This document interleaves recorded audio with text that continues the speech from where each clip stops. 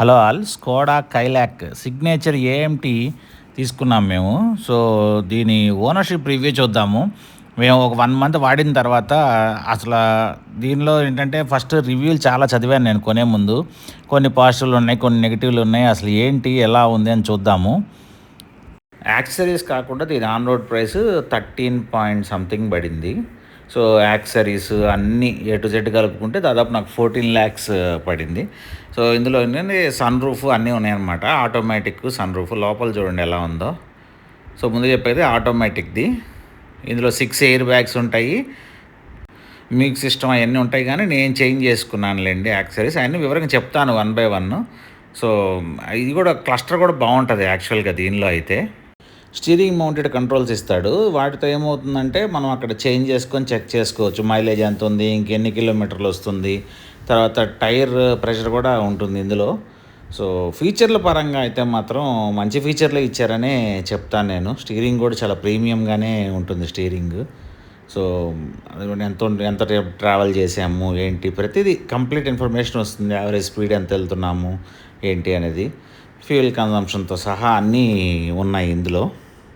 Overview చూద్దాం. Performance పరంగా అయితే మాత్రం చాలా బాగుంటుంది కారు. దీనిలో పాజిటివ్లు అయితే ఏంటంటే డ్రైవ్ కంఫర్ట్ చాలా బాగుంటుంది. సో బాగుంటుంది. కలర్ ఒకటి చూడటానికి చాలా పెద్ద కార్ లాగా ఉంటుంది. అండ్ డ్రైవింగ్ కంఫర్ట్ ఉంది. యాక్సెసరీస్ అన్నీ బాగానే ఉన్నాయి. ఈ యాక్సెసరీస్లో ఇది మాత్రం కంపెనీ వాడిచ్చాడు. ఇది వీటి వచ్చి 8,500 పే చేయించుకున్నారు, అది కంపెనీ వాడిచ్చాడు. ఈ లోపల ఇది ఉంది కదా, ఈ పడకుండా ఇది మనం వేయించుకున్నాం. అట్లాగే ఈ స్క్రీన్ ఉంటుంది కదా ఫిల్మ్, ఈ ఫిలిం మనం వేయించుకున్నాం. అలాగే ఈ వైజర్లు కూడా మనం వేయించుకున్నవే 4. తర్వాత లోపల చూస్తే ఇవి సీట్ కవర్లు, ఈ సీట్ కవర్లు మనం వేయించుకున్నాము. తర్వాత వచ్చేప్పటికేమో ఇక్కడ ఫుల్ మ్యాట్. సో ఇదిగోండి ఫుల్ మ్యాట్ వచ్చింది చూడండి. ఈ ఫుల్ మ్యాట్ అనేది మనం వేయించుకున్నాం అనమాట, ఫుల్ మ్యాట్. సో ఈ 4 మనం వేయించుకున్నవే. ఈ స్టీరింగ్ కవర్ ఒకటి కూడా మేము వేయించుకున్నదే స్టీరింగ్ కవరు. అట్లాగే ఇక్కడ చూస్తే ఇదిగోండి కైలాక్ అని చెప్పి ఇది ఉంది కదా, మ్యాగ్నెటిక్. సో ఇవి కూడా వాళ్ళు ఇచ్చారు. ఈ 8,500లో ఇంక్లూడ్ అయ్యి వచ్చినాయి అన్నమాట. ఇదొకటి ఈ బంపర్ ఒకటి వేయించాం. బంపర్ వచ్చేప్పటికి 5,500 అయింది బంపరు. సో ఇదొకటి కూడా యాక్సెసరీస్లోనే వేయించాము. తర్వాత 360 క్యామ్ ఒకటి వేయించుకున్నాము. దీనికి సంబంధించి లోపల ఉన్న సిస్టమ్ మామూలు తీస్తే అది మార్చుకొని ఇది వేయించాము. ఇదిగోండి ఇక్కడ ఉంది. అట్లాగే ఇది చూస్తే ఇదిగో ఇక్కడ ఉంది చూడండి. తర్వాత ఇదిగోండి ఇదేమో బ్యాక్ సైడ్ క్యాము. సో అలాగే ఇక్కడ వచ్చింది మొత్తం 360 క్యాము. లోపలికి వెళ్ళి ఆపరేటింగ్ ఎలా ఉందో చూద్దాము. సో ఇది వీళ్ళు ఏం చేశారంటే యాక్చువల్గా ఈ ఫ్రేమ్ ఉంది కదా, ఈ ఫ్రేమ్ ఏమో వాళ్ళు ముందే ఇచ్చారు. కాకపోతే చిన్న స్క్రీన్ ఇచ్చారన్నమాట, ఇంత స్క్రీన్ ఇచ్చారు. అందువల్ల మనం ఏంటంటే అది మార్పించుకొని 360 క్యామ్ కూడా వేయించుకున్నాం. ఇవ్వండి 360కి వచ్చేప్పటికి బాగానే పనిచేస్తుంది 360 అయితే. ఇదేమో ఫ్రంట్ వ్యూ. సో ఇది వచ్చేటప్పటికి బ్యాక్, ఇదేమో సైడ్ స్టీరింగ్ తిరుగుతుంది చూడండి, అది కార్ టైర్ తిరుగుతూ ఉంది. సో ఇది వచ్చేటప్పటికి సైడ్ వ్యూ. ఇది 3D వ్యూ. ఇంకా ఇందులో ఏంటంటే మన యాపిల్ కార్ప్లే ఉంది, తర్వాత ఆండ్రాయిడ్ కార్ప్లే 2 ఉన్నాయి. అలాగే డైరెక్ట్గా గూగుల్ మ్యాప్స్ వస్తుంది, తర్వాత యూట్యూబ్ ప్లే అయ్యిద్ది. నెక్స్ట్ వచ్చేటప్పటికి మనకి బ్రౌజింగ్ ఉంది. హాట్స్టార్ ఇది మేము ఇన్స్టాల్ చేసుకొని క్రికెట్ మ్యాచ్ చూసాం. సో ఇట్లా ప్రతిదీ ఉన్నాయి, అన్ని ఫీచర్లు అయితే ఉన్నాయి. కొద్దిగా ఒక 5 seconds ల్యాగ్ ఉంటుంది, కానీ ఓవరాల్ పర్ఫార్మెన్స్ అయితే మాత్రం బాగానే ఉంది. యాక్చువల్గా పర్ఫార్మెన్స్ పరంగా అయితే బాగానే ఉంటుంది, మంచి సౌండ్ వస్తుంది.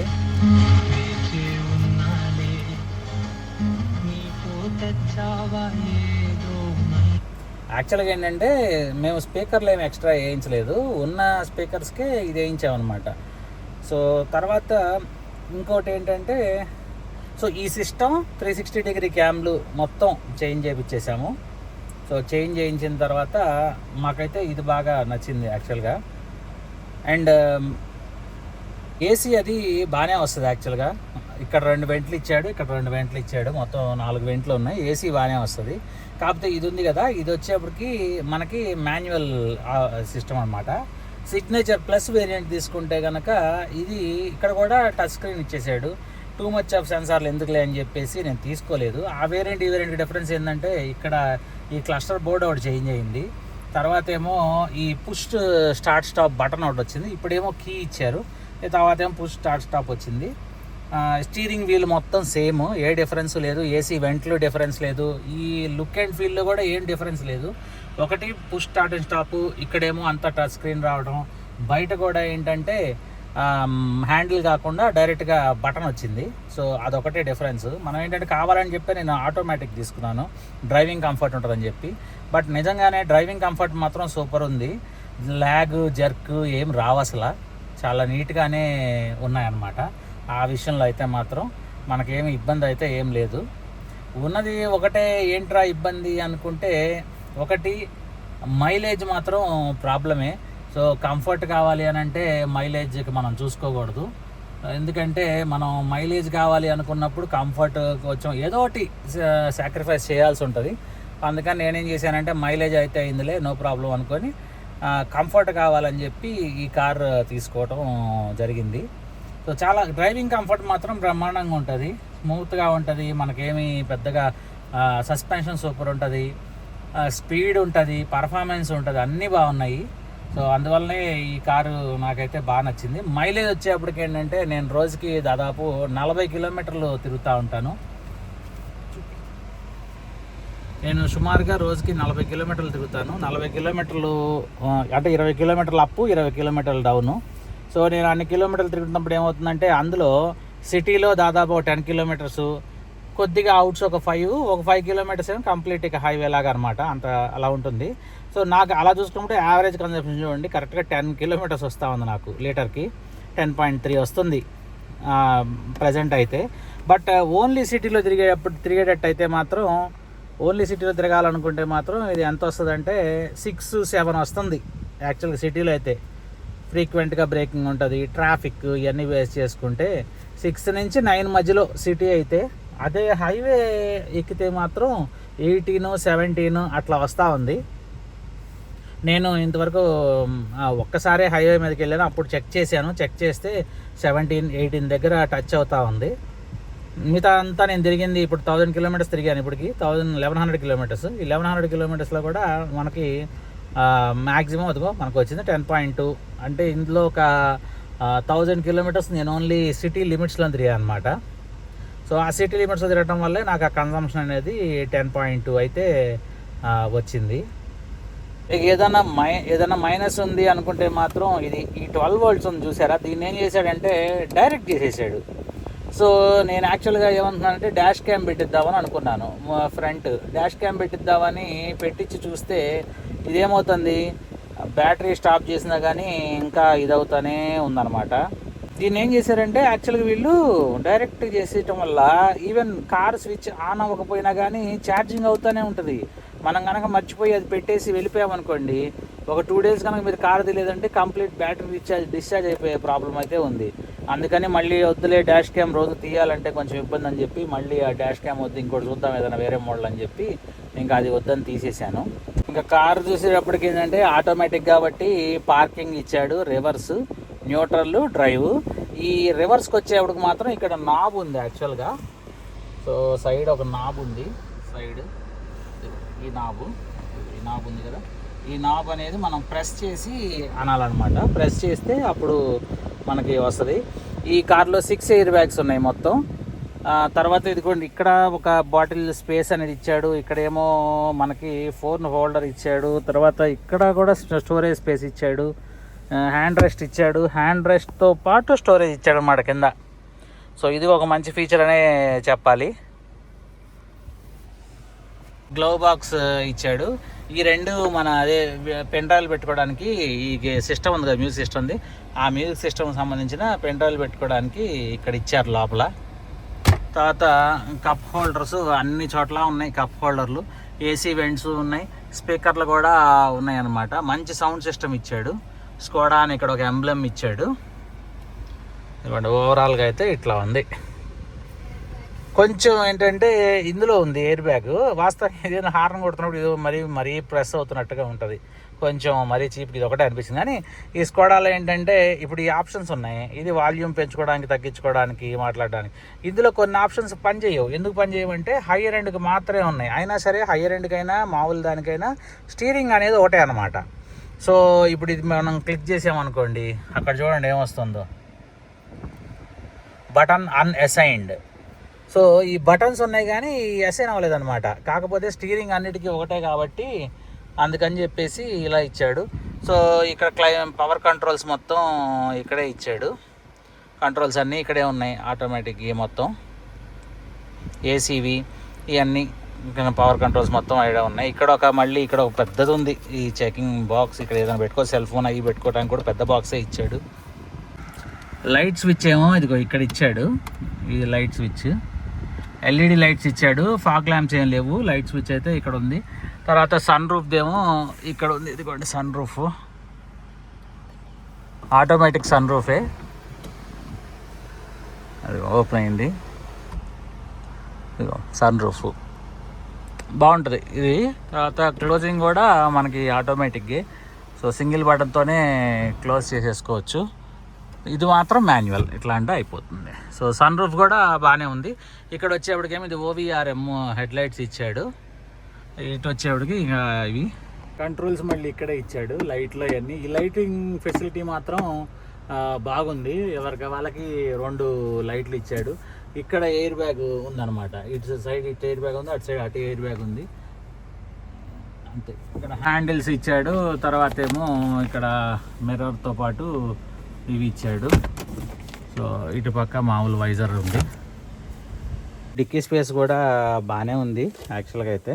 కార్ సీట్ కవరు వీళ్ళు యాక్సరీస్లో ప్రొవైడ్ చేశారనమాట. డస్టర్ ఏమో మనం కొనుక్కున్నది. తర్వాత ఫస్ట్ ఎయిడ్ కిట్ ఒకటి ప్రొవైడ్ చేశారు. నెక్స్ట్ ఇక్కడ వచ్చేప్పటికేమో మనకి ఇది ఇచ్చారు, టైరు జాకీ ఆ సెట్ మొత్తం ఇచ్చేసారు, కంప్లీట్ సెట్. ఇక్కడేమో ఏవో హోల్డర్స్ ఇచ్చారు. అలాగే ఇక్కడేమో లైట్స్ కూడా ఇచ్చాడు. లైట్ ఇచ్చాడు. రీజనబుల్గానే ఉంది స్పేస్ అయితే మాత్రం. ఇక్కడ మనం ఇదొకటి ఇచ్చారు పట్టుకొని లాగడానికి అందకపోతే. ఇంతవరకు మాత్రం ఈ సెన్సార్లు పెట్టుకోవడానికి ఇచ్చాడు కానీ వాళ్ళేమి ఇవ్వలేదు. ఫ్రంట్ సెన్సార్లు, టైర్లు ఏమో ఇవ్వండి R16 ఎల్ఐ వీల్స్ ఇచ్చాడు. కంప్లీట్గా ఎల్ఐ వీల్స్ ఇచ్చి పెట్టాడు. బ్యాక్ సెన్సార్లు వాళ్ళే ఇచ్చారు యాక్చువల్గా. మనం అంటే ఇన్బిల్ట్ వచ్చినాయి అనమాట బ్యాక్ సెన్సార్లు అనేవి. ఒకసారి డ్రైవ్ చేసి చూద్దాం రండి ఎలా ఉంటుందో. సో డ్రైవింగ్కి వెళ్దాము. డ్రైవింగ్కి వెళ్తూ మిగతాది మళ్ళీ మాట్లాడుకుందాం. ఇదిగోండి ఇప్పుడు 75 వెళ్తున్నాము. బాగుంటుంది, స్పీడ్ అయితే బాగానే ఉంటుంది. అదే 80 క్రాస్ అయ్యామనుకోండి ఆటోమేటిక్గా ఏంటంటే మనకి ఒక బ్లింక్ వస్తుంది. ఉండండి ఒక్క నిమిషం వెళ్దాము. హారన్ మాత్రం చాలా చిన్నది, ఎవరు తప్పుకొని కూడా తప్పుకోరు మన ఇండియన్ రోడ్స్లో. ఇప్పుడు చూడండి స్పీడ్ అదిగోండి 80 రాగానే అట్లా స్పీడ్ ఆఫ్ 180 km/h ఎక్సీడెడ్ అని వస్తుంది. ఇంకా 120 దాటితే కంటిన్యూస్ బీప్ వస్తూ ఉంటుంది అనమాట. అండ్ ఎప్పుడైనా మనం బ్రేకింగ్ ఇచ్చినా కానీ వెంటనే స్పీడ్ అందుకునిద్ది. చాలా పర్ఫార్మెన్స్ మాత్రం సూపర్ ఉండిద్ది అసలు. హార్న్ ఒకటే ప్రాబ్లం. హార్న్ అసలు ఏం లేదు, ఎవరు తప్పుకొని కూడా తప్పుకోరు. మనం తప్పుకొని వెళ్ళాల్సింది తప్ప ఈ చిన్న హార్న్కి. ప్లస్ ఇంకోటి ఏంటంటే మనం హార్న్ చేంజ్ చేయలేము. ఎందుకనంటే హార్న్ చేంజ్ చేయాలంటే దీనికి కంపల్సరీగా వైర్లు కట్ చేయాలి. వైర్లు కట్ చేసి తెలుసుగా వారంటీ రాదు మళ్ళీ. కాబట్టి ఏంటంటే బ్యాక్ హార్న్, రివర్స్ హార్న్ ఒకటి, తర్వాత మామూలు హార్న్, ఈ 2 మాత్రం చేంజ్ అనేది మనం చేయలేము. స్పీడ్ కూడా చూడండి బాగా వెళ్తుంది పర్ఫార్మెన్స్. ఆటోమేటిక్ కదా కొంచెం స్లోగా వెళ్ళిద్ది అనుకుంటారు కానీ మంచి పర్ఫార్మెన్స్ ఉంటుంది. చూడండి ఎంత స్పీడ్ వెళ్తుందో. ఊరికే అందుకుంటుంది స్పీడ్ మాత్రం. అదిగోండి 100 టచ్ అయిపోయింది చూసారా. స్పీడ్ ఊరికే అందుకుంటుంది. అండ్ బ్రేకింగ్ సిస్టమ్ కూడా బాగుంటుంది. బ్రేకింగ్ సిస్టమ్ కూడా యాక్యురేట్గానే ఉంటుంది. పడుతుంది, వెంటనే పడుతుంది. బ్రేకింగ్ సిస్టమ్ కూడా బాగానే ఉంటుంది. ఫైనల్‌గా హార్న్ కూడా చేంజ్ చేయించాను. షోరూమ్‌కెళ్తే షోరూమ్ వాళ్ళ యాక్సెసరీస్‌లో మేము చేంజ్ చేసి ఇస్తామండి అని చెప్పారు. 4500 చార్జ్ చేశారు. హార్నే చేంజ్ చేశారు. ఆ ప్రాబ్లమ్ కూడా సాల్వ్ అయింది. సో, మైలేజ్ గనక మీకు ఒక పెద్ద కన్‌స్ట్రెయింట్ కాదు అని మీరు గనక అనుకుంటే కళ్ళు మూసుకొని ఈ కార్ తీసుకోవచ్చు. దీనిలో ఉన్న డ్రైవింగ్ కంఫర్ట్‌కి, అలాగే దీనికున్న ఫీచర్‌లకి, దీని లుక్ అండ్ ఫీల్‌కి మొత్తానికెళ్తే 100% మీరు గ్యారంటీగా తీసుకోవచ్చు ఈ కారు.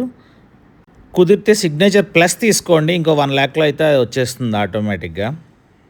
హోప్ మీ అందరికి వీడియో నచ్చిందనుకుంటున్నాను. నచ్చితే లైక్ చేయండి, షేర్ చేయండి, సబ్స్క్రైబ్ చేయండి కిరణ్ కనెక్ట్‌కి. Thank you.